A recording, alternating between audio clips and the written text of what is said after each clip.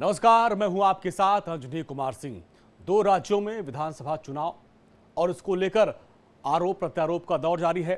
प्रचार की प्रक्रिया लगातार जारी है और ऐसे में इंडिया डेली आपके लिए खास शो लेके आया है जननायक, और जिसमें आप सभी का स्वागत है। जननायक में हम बात करेंगे जनता के उन नायकों की जो इस चुनावी संग्राम में ताल ठोक रहे हैं, अपनी अपनी जीत का दावा कर रहे हैं। देश के 2 राज्यों में चुनाव की रणभेरी बज चुकी है। नई सियासी जंग का शंखनाद हो चुका है।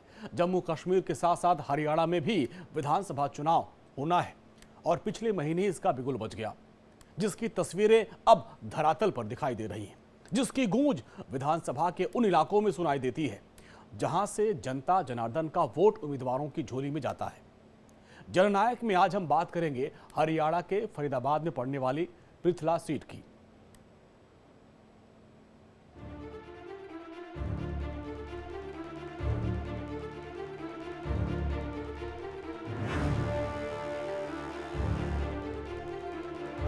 चुनावी बिसात बिछ चुकी है, रण की हर तैयारी हो चुकी है।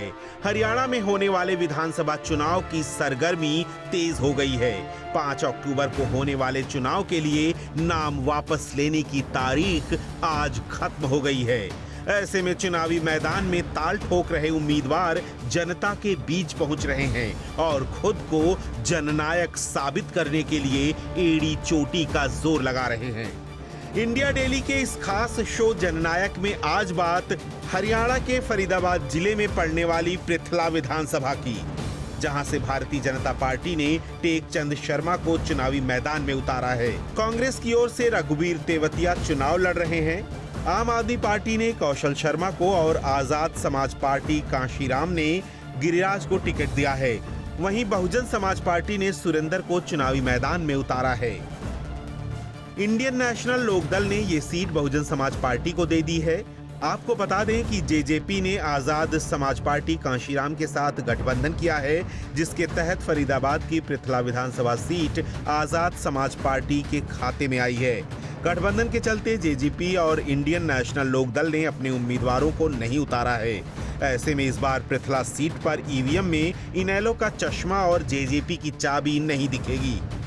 इस विधानसभा चुनाव में पृथला विधानसभा से कुल 17 उम्मीदवार चुनावी मैदान में हैं। पृथला विधानसभा सीट जाट मतदाताओं के लिए जानी जाती है और इस जाट बाहुल इस सीट पर इसका असर भी देखने को मिलता है। साल 2019 में हुए विधानसभा चुनाव के नतीजों की बात करें तो निर्दलीय उम्मीदवार नयनपाल रावत को जीत मिली थी। उन्हें कुल 64,625 वोट मिले थे। वहीं कांग्रेस के रघुवीर तेवतिया 48,196 वोटों के साथ दूसरे नंबर पर थे। बीजेपी के सोहन पाल को कुल 21,322 वोट मिले थे, जो तीसरे नंबर पर थे। वहीं बहुजन समाज पार्टी के सुरेंद्र कुल 8,460 वोटों के साथ चौथे नंबर पर थे। मुद्दों की बात करें तो अभी भी इस विधानसभा में सबसे ज्यादा दिक्कत है सड़क और पानी निकासी की। इस बार मतदाता बेरोजगारी को भी बड़ा मुद्दा मान रहे हैं। इसके अलावा अधिकांश गांवों की सड़कें खराब हैं। खेतों में बिजली की तार बदलने की भी मांग हो रही है। बिजली की मांग भी बड़ा मुद्दा है। फतेहपुर बिल्लौच में किसान मंडी की भी मांग जोर शोर से हो रही है और लोग स्वास्थ्य सेवाओं के विस्तार की भी मांग कर रहे हैं। इन सबसे ऊपर नेताओं का भी मानना है कि यहाँ का सबसे बड़ा चुनावी मुद्दा ही पानी निकासी का है। इसकी तस्वीरें इंडिया डेली के कैमरे में भी कैद हुई हैं, जब हमारी संवाददाता खुशबू यहां पृथला विधानसभा के गांवों में चुनावी पड़ताल कर रही थीं। साल 2009 में हुए परिसीमन के बाद अस्तित्व में आई फरीदाबाद की पृथला विधानसभा में जहां एक और बीजेपी पहली बार कमल खिलाने की जुगत में है, तो वहीं कांग्रेस इस सीट पर दूसरी बार कब्जा करने की रणनीति बना रही है। बीते 3 चुनाव में 2009 में कांग्रेस, 2014 में बीएसपी और पिछले चुनाव में यानी साल 2019 में निर्दलीय उम्मीदवार ने जीत दर्ज की थी। परिसीमन के बाद साल 2009 में कांग्रेस के उम्मीदवार रघुवीर तेवतिया ने जीत दर्ज की थी। परिसीमन के बाद बल्लभगढ़ और पलवल के गांवों को मिलाकर बनाई गई नई पृथला विधानसभा पूरी तरह से ग्रामीण इलाका है। इसमें करीब 104 गांव शामिल हैं। परिसीमन से पहले पृथला विधानसभा का अधिकांश हिस्सा बल्लभगढ़ विधानसभा सीट का होता था। परिसीमन में पलवल विधानसभा के करीब 35 गांवों को भी पृथला में शामिल किया गया था। इस सीट की विशेषता है कि यहाँ के मतदाता किसी लहर में नहीं बहते, बल्कि उम्मीदवार को प्राथमिकता देते हैं। ऐसे में 2 जिलों में पड़ने वाली पृथला विधानसभा सीट पर मुकाबला रोचक होता है। पृथला में जाट, ब्राह्मण, ठाकुर और दलित मतदाता हैं। पृथला में ग्रामीण इलाका ज्यादा होने से यहाँ चुनावी मुकाबला काफी रोचक रहता है। हर गांव में दलित मतदाताओं की अच्छी खासी संख्या है। इन्हीं मतदाताओं के भरोसे बीएसपी उम्मीदवार इस सीट पर मुकाबले में रहते हैं। साल 2014 में मोदी के लहर के बावजूद बीएसपी के टेकचंद शर्मा ने जीत दर्ज की थी। पिछले चुनाव में टिकट नहीं मिलने से बीजेपी के बागी नयनपाल रावत के मैदान में होने के कारण मुकाबला त्रिकोणीय हो गया था और नयनपाल रावत ने करीब 26,874 मतों के अंतर से जीत दर्ज की थी। परिसीमन के बाद अस्तित्व में आई इस सीट पर साल 2009 में पहले चुनाव में कांग्रेस के उम्मीदवार रघुवीर सिंह तेवतिया ने जीत दर्ज कर विधानसभा चुनाव का रुख किया था, जबकि बीएसपी उम्मीदवार पंडित टेकचंद शर्मा दूसरे स्थान पर रहे थे। और 2014 के चुनाव में मोदी लहर के बावजूद बीएसपी उम्मीदवार टेकचंद शर्मा ने जीत दर्ज की थी। इस विधानसभा सीट को लेकर ये बात भी कही जाती है कि दूसरे नंबर पर रहने वाले उम्मीदवार को अगले चुनाव में यहाँ के मतदाता जीत दिलवा देते हैं।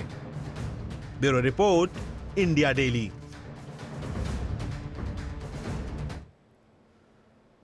हरियाणा विधानसभा चुनाव को लेकर सभी तैयारियां पूरी हो चुकी हैं। सभी प्रत्याशी अपने अपने लेवल पर चुनाव प्रचार कर रहे हैं। 5 अक्टूबर को हरियाणा में विधानसभा चुनाव होना है, मतदान होंगे। ऐसे में नेताजी लगातार जनता के बीच जा रहे हैं, चुनाव प्रचार कर रहे हैं और अपने लिए वोट मांग रहे हैं। और हमारी संवाददाता खुशबू ने हरियाणा की पृथला विधानसभा से बीजेपी के उम्मीदवार और पूर्व विधायक टेकचंद शर्मा से बातचीत की और जाना कि उनका एजेंडा क्या है। हरियाणा विधानसभा चुनाव में सभी पार्टियों ने अपनी अपनी पूरी ताकत झोंक दी है। सभी पार्टियों के उम्मीदवारों ने अपने नामांकन भर दिए हैं। इस वक्त हमारे साथ टेकचंद शर्मा जी मौजूद हैं। पृथला जो फरीदाबाद के अंतर्गत आता है विधानसभा, वहां से बीजेपी की टिकट पे चुनाव लड़ रहे हैं। खास बातचीत करेंगे इनसे। सर, सबसे पहला सवाल तो आपसे ये रहेगा कि मुद्दे क्या होंगे इस बार चुनाव में? क्या क्योंकि पृथला में अभी निर्दलीय जो विधायक थे, पिछले सिटिंग विधायक जो हैं निर्दलीय हैं, क्या मुद्दे हैं इस विधानसभा क्षेत्र की जो लेके आप इस चुनाव में उतर रहे हैं? देखिए, मेरे मुद्दे पहले भी 14 से 19 में विधायक रहा, पहले भी मेरा विकास का ही मुद्दा था, आज भी मेरा विकास का ही मुद्दा है। मिशन 2024 से 29 जो लेकर के चलेंगे, एक हमने नारा दिया है, काम अभी कुछ बाकी हैं, विकास का दौर फिर लौटाऊंगा। इसमें कोई दो राय नहीं है। हमारा मुख्य मुद्दा ही है कि जो क्षेत्र में विकास की गति 2014 से 19 तक चली थी, वो बीच में थोड़ा कम हो गया, इसलिए अब इसको दोबारा से वहीं पर लेकर के जाएंगे। सर, जिक्र किया है 2014 का आपने। 2014 में आप बसपा की टिकट पे लड़े, इकलौते ऐसे बसपा के उम्मीदवार रहे जिन्होंने जीत हासिल की हरियाणा विधानसभा चुनाव में। बावजूद इसके आपने 2014 जीत के चंडीगढ़ पहुंचे, लेकिन आपने फिर बसपा का दामन छोड़ के बीजेपी का हाथ थामा। क्या ऐसे परिस्थितियां क्या रही कि बसपा को छोड़ के और बीजेपी में शामिल? नहीं, मैंने बीजेपी 4 महीने पहले ज्वाइन की थी, 2019 में, जब विधानसभा का वो था।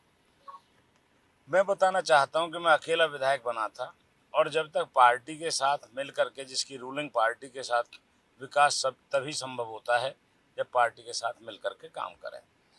कोई परिस्थिति ऐसी नहीं थी, ना कोई अप्रिय घटना है, ना किसी तरीके से हमने किसी हमारे दलित समाज का और हमारे जितने भी समाज थे सबका संपूर्ण विकास किया, संपूर्ण तरीके से सबको साथ लेकर के चले, और लगभग हमने 2500 करोड़ रुपए के विकास कार्य उस समय सरकार में रह करके कराए थे।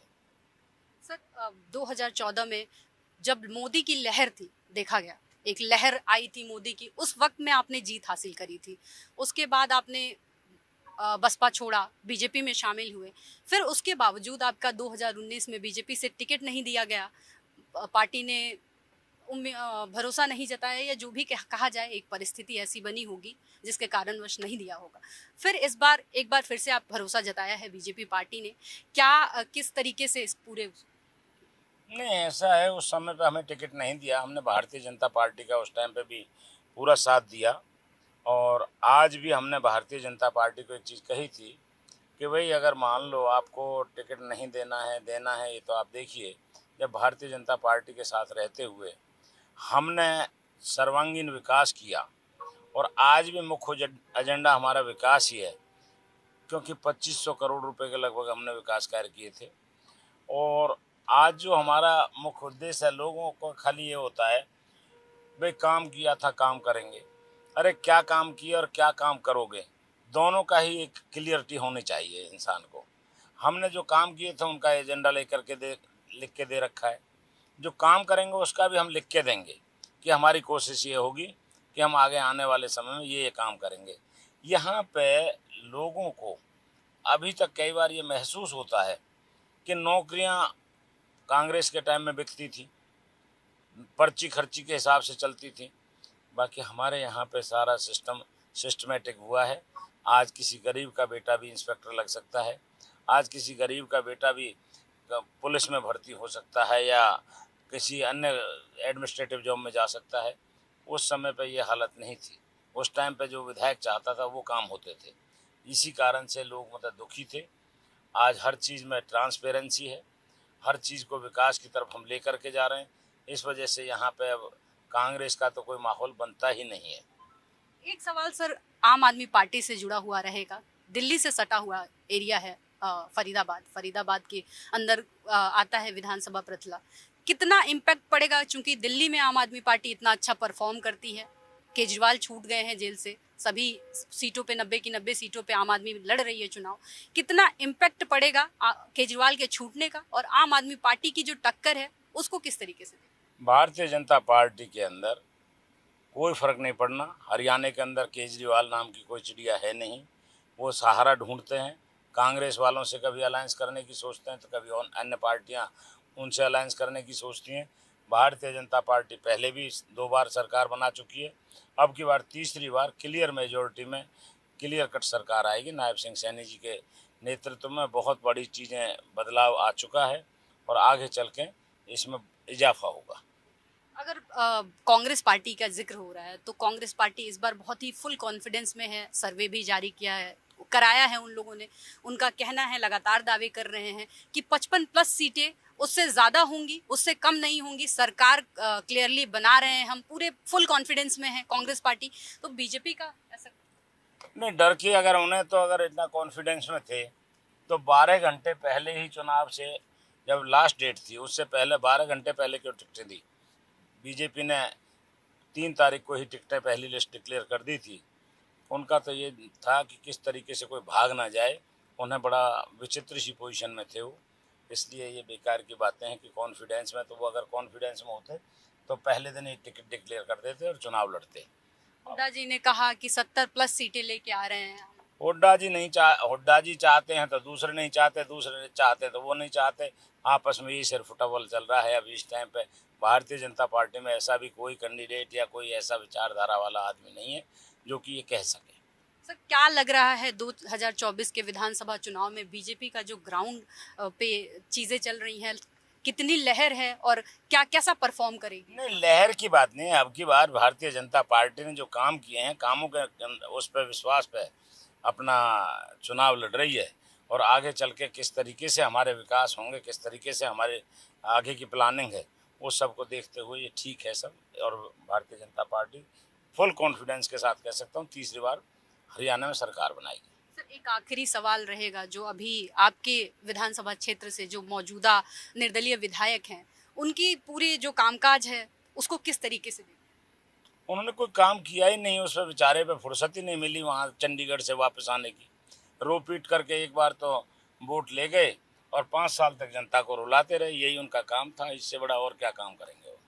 अब की बार उनके पास कुछ भी नहीं है, जमानत जब्त होनी है उनकी, और भी साथियों की जमानत का ही लड़ाई लड़ेंगे। कांग्रेस वाले अपने आप को बहुत बड़ा वो समझते हैं, 2 बार चुनाव हार चुके हैं, तीसरी बार अब की बार हैट्रिक लगने वाली है उनकी। बहुत बहुत धन्यवाद। तो अभी आपने सुना टेक चंद शर्मा जी को, जिनका कहना है कि बीजेपी एक बार फिर से तीसरे टेन्योर में हरियाणा के अंदर विधानसभा चुनाव में तीसरे टेन्योर में एक बार फिर से सरकार बनाएगी। चुनाव के दौरान सभी नेताजी, सभी उम्मीदवार बड़ी बड़ी बातें करते हैं, वादे करते हैं, लेकिन इंडिया डेली की टीम ने नेताओं के साथ साथ जनता के बीच पहुंची और उनसे भी बातचीत की, उनकी समस्याओं को जाना और उनके मुद्दे क्या हैं उनको भी टटोला।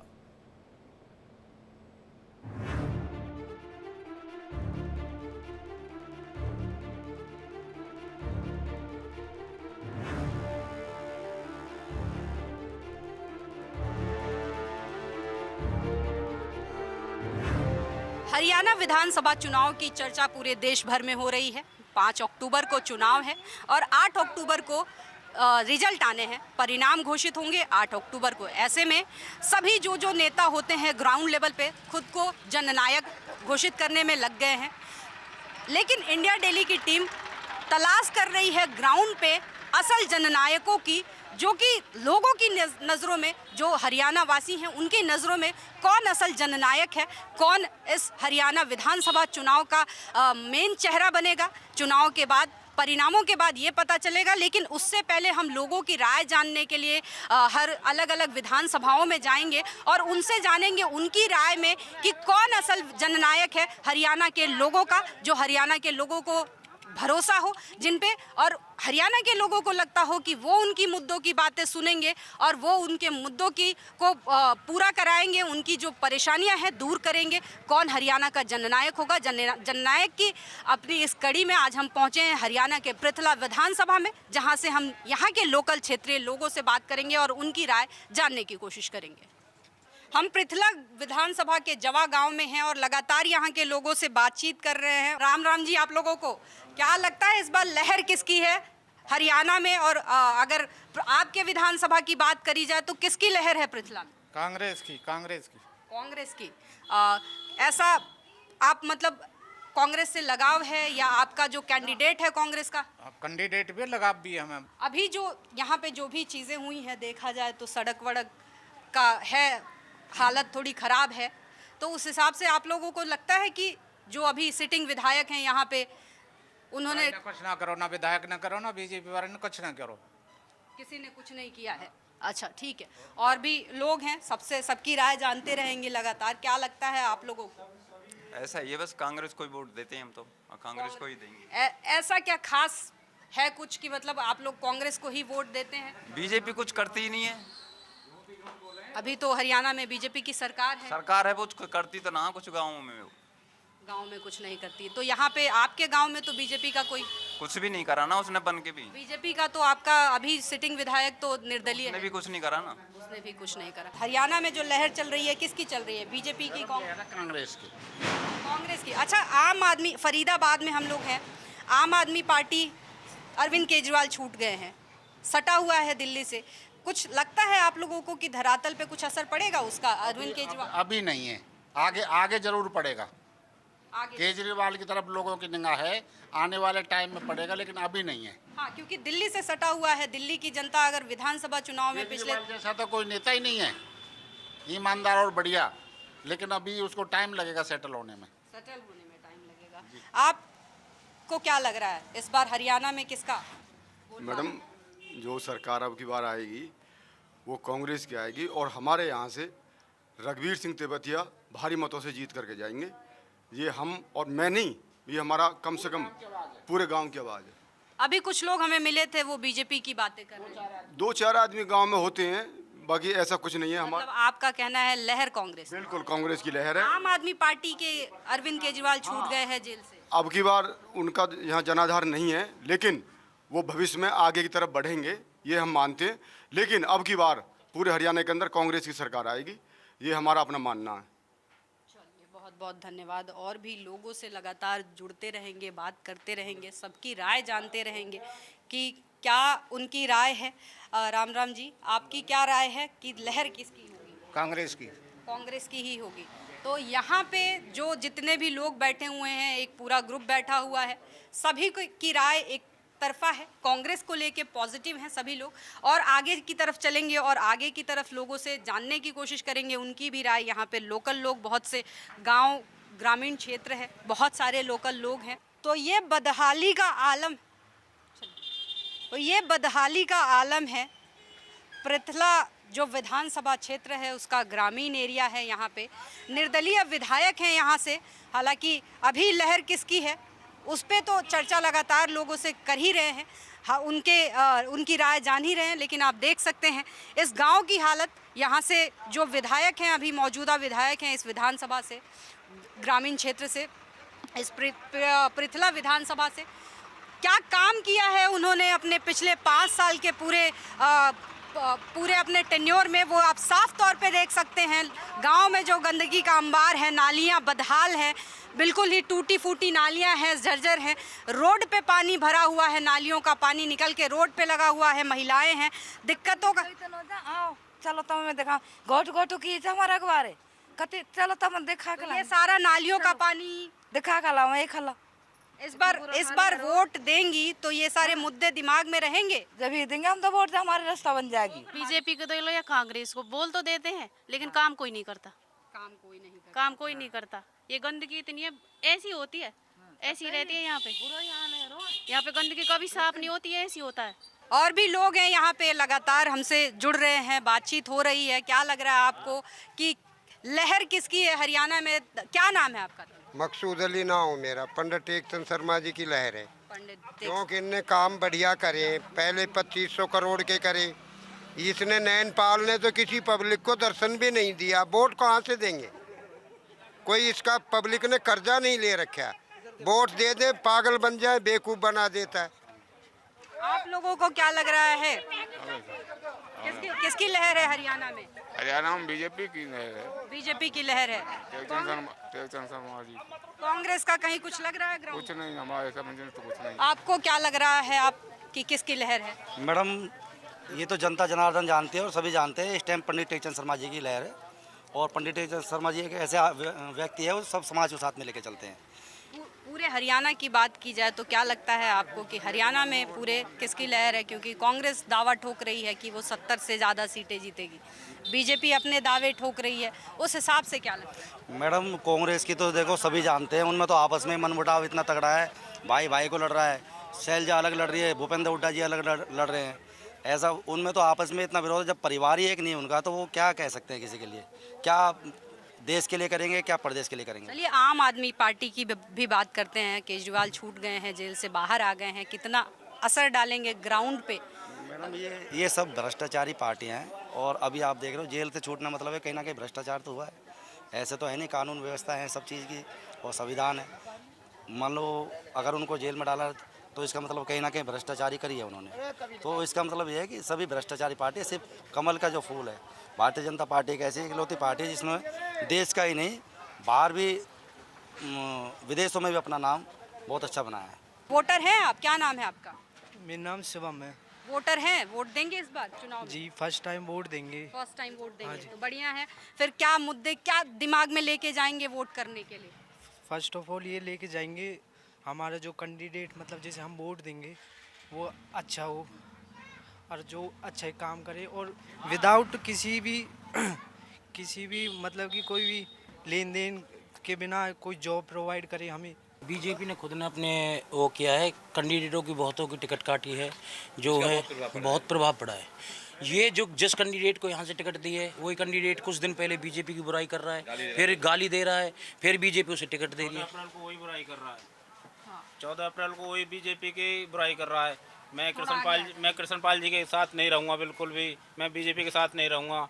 बीजेपी ने बस कागज़ के अलावा और कोई काम नहीं किया अब तक भी। 10 साल हुए, 11 साल हुए, जो भी, या कभी राशन कार्ड में नाम कट जाता है किसी का, उसमें इसी में ही उलझी रहती है पब्लिक। इसलिए हमारे यहाँ जो हरियाणा में है वो कांग्रेस की लहर ज़्यादा है।